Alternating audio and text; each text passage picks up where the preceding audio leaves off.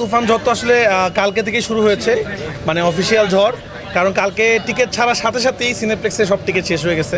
আপনারা জানেন আজকে যারা সিনেমা দেখতে আসবে তারা হয়তো তুফানের টিকিট পাবেন, আপনারা কেউই এখন তুফানের টিকিট পাবেন না।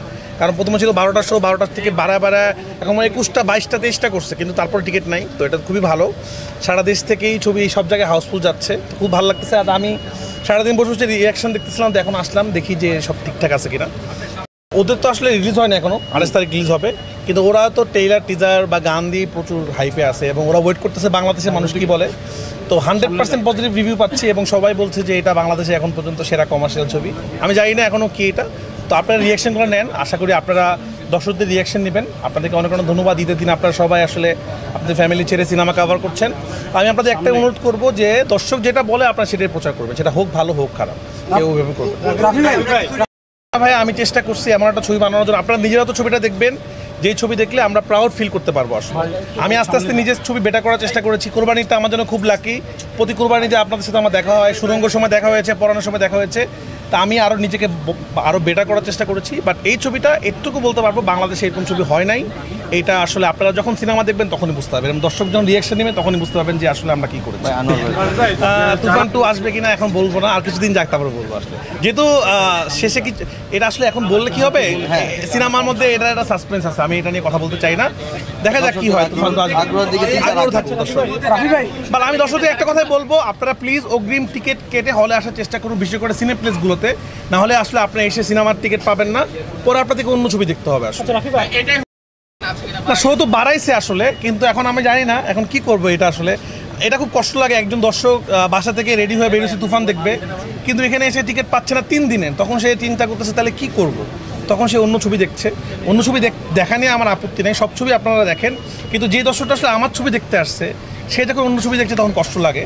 তো যাই হোক, আমি দর্শকদেরকে বলবো আপনারা একটু বাসা থেকে চেক করে আসেন, এখানে আসলে 3-4 দিনের টিকিট নাই। আসলে কিছু দর্শক শো বাড়াচ্ছে, অলরেডি কালকে 36টা শো হয়েছে, একদম রেকর্ড পরিমাণ শো। এরকম শো পরান হাওয়াতে আমরা পাই নাই। তো ওরাও চেষ্টা করছে, এখন এই রকমের যে ক্রেজ হবে এটা আসলে আমরা কেউ অনুমান করতে পারিনি, তাহলে শো আজকে আরও বাড়তো। কিছু দর্শক আমরা দেখছি যে সেটা তো সেই জন্য আমি লাকি। সাধারণত ডিরেক্টরদের কথা এখন ইদানিংকালে ডিরেক্টরদের নামে সিনেমা দেখে না, তো মানুষ যে দেখছে সিনেমা, আমি খুবই কৃতজ্ঞ। বাট যাই হোক, তুফান আমরা ফুল টিম মিলে বানিয়েছি। আমাদের সাকিব খান দুর্দান্ত অভিনয় করেছেন, সেটা আপনারা দর্শকরা কিন্তু বলছেন যে এরকম অভিনয় সাকিব খান আগে আমরা কোনোদিন দেখি নাই। চঞ্চল ভাই তো মাইন্ড ব্লোয়িং, এটা সবাই জানেন আপনারা।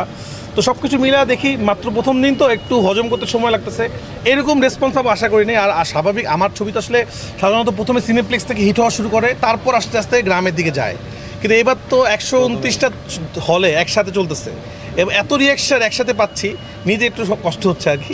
দেখা যাক কি হয়। অ্যাডভান্স বুকিং এর ক্ষেত্রে তুফানটা একটা রেকর্ড করতে যাচ্ছে, রেকর্ড হয়ে গেছে। এই সোর্সটা কি আসলে কিভাবে বলবেন? খুবই সহজ, আপনারাও পাবেন এটা অনলাইনে। খুব বিষয়, আপনারা অনলাইনে ঢুকলেই পাই যাবেন। আপনারা যখন সিনেপ্লেক্সের ওয়েবসাইট, এখনকার যুগে ডিজিটাল যুগ, কেউ মিথ্যা কথা বলতে পারবে না, সব কিছু খুব পরিষ্কার। কয়টা শো বিক্রি হচ্ছে, কয়টা শো টিকিট নাই, এখন তো আপনারা দেখতেই পাচ্ছেন। আজকের, কালকের, পরশু দিন, তারপরের দিনও টিকিট নাই। হিসাবটা তো প্রডিউসার বলবে, এটা বলা যাবে না, কিন্তু রেকর্ড সংখ্যকটা বলতেছি না। কিন্তু সাধারণত কী হয়, আমাদের সিনেমা রিলিজ হওয়ার পর অ্যাডভান্স টিকিট বুকিং হয়, কিন্তু সিনেমার টিকিট ছাড়ার সাথে সাথে 4 দিনের টিকিট যখন বুক হয়ে যায়, এটা বাংলাদেশে আগে কখনো হয়নি। আচ্ছা, সবাই সিনেমাটা দেখি, পাইরেসির বিষয়টা আসলে চলে আসে, এই পাইরেসির ঠেকাতে আপনারা কি ধরনের পদক্ষেপ নিয়েছেন? সব রকম পদক্ষেপ নিয়েছি। আপনারা জানেন কতবার সুরঙ্গ যারা পাইরেসি করেছিল তাদের 4 বছরের জেল হয়ে যেতে পারে, তারা কোর্টে আছে। তা আমি আশা করবো আপনারা অনেকে হয়তো বুঝেন না বুঝে ভিডিও করে ছবি আপলোড করে দিচ্ছেন, ছেড়ে দিচ্ছেন, এটা কিন্তু মারাত্মক একটা অপরাধ। কোনো সিনেমারই আপনারা পাইরেসি করবেন না। বাংলা সিনেমার এই জয়যাত্রা শুরু হয়েছে, এটা সাথে থাকুন। এটা সবার জন্যই ভালো লাগে যে বাংলা সিনেমা এই যে একটা ক্রেজ, মানুষ কোরবানি দিয়ে দৌড় দিচ্ছে সিনেমা হলে, এটা আসলে সবার জন্যই ভালো। আমার মনে হয় আমার জন্য, আপনাদের জন্যও ভালো লাগে আসলে সিনেমা যখন চলে। তো সবাইকে ঈদ মোবারক, সবাইকে তুফান দেখার আমন্ত্রণ জানাই, এবং আপনারা প্লিজ অগ্রিম টিকিট করে হলে আসবেন, না হলে কিন্তু আপনারা টিকিট পাবেন না। Thank you, Eid Mobarak.